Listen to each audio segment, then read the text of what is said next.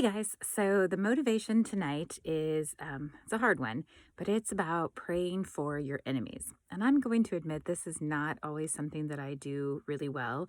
I've gotten much better at not holding grudges. Like if somebody wrongs me, I try to think about it like, okay, they're probably not even against me. It's not anything about me personally. They probably have something going on in their life. And I've definitely gotten better about doing that. But I don't take that extra step to pray for those people. And that is something that in today's world, I think is even more important. I'm a huge, huge, pretty much the only news I ever watched was Tucker Carlson. And a week ago, he got fired, and I don't know all the aspects behind it.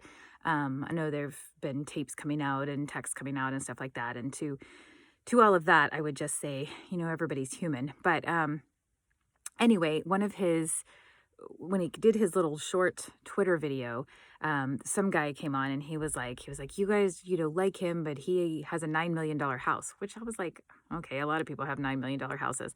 But my response was, well, he also has to have 24-hour security because he's had so many death threats.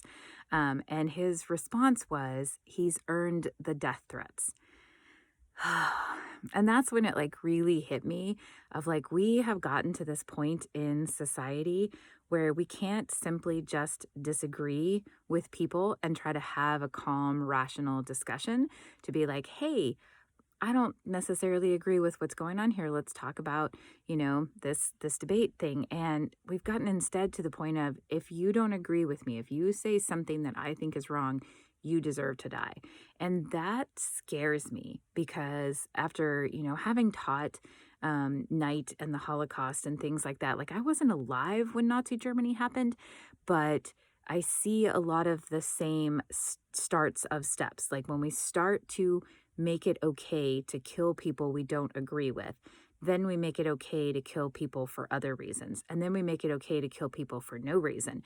Like, it's a very slippery slope. And I know a lot of people are like, oh, don't compare it to the Holocaust. And I'm not saying what's happening now is the Holocaust, but I'm saying that every time that we take that humanity away from people, then we start to get a little bit closer. And so one of the things that they brought out was this tweet from that Tucker sent, and the tweet started off horrible. When they first started reading it, I was like, oh, wow, that's really bad.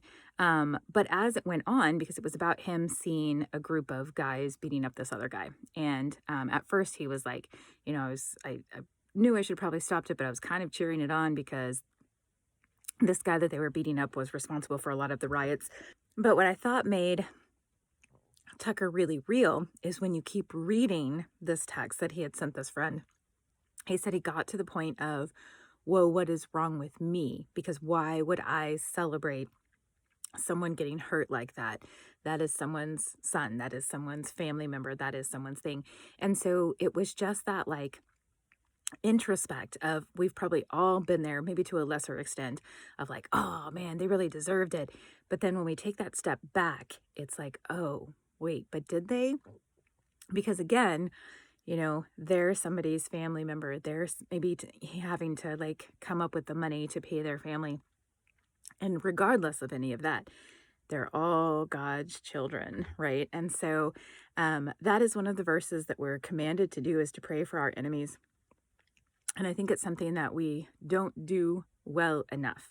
And so my challenge for you, and this is something I'm taking on with myself, is to every day when you do your prayers, pray especially for the people who just drive you the craziest, the people who make you the angriest, whether it's the government, whether it's some of these influencers who seem to be so famous and are teaching such horrible messages, whether it's lawmakers who are passing some of these laws that are just like blowing my mind.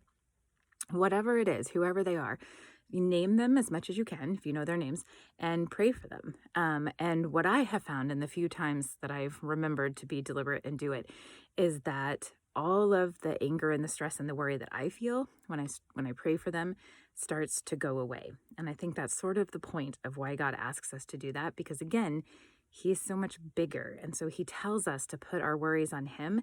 And one of the ways that we can do that is instead of worrying about these people that we personally can't change, we pray for them and then we let God do it. So that's my motivational message for today. I will see you again soon. Bye.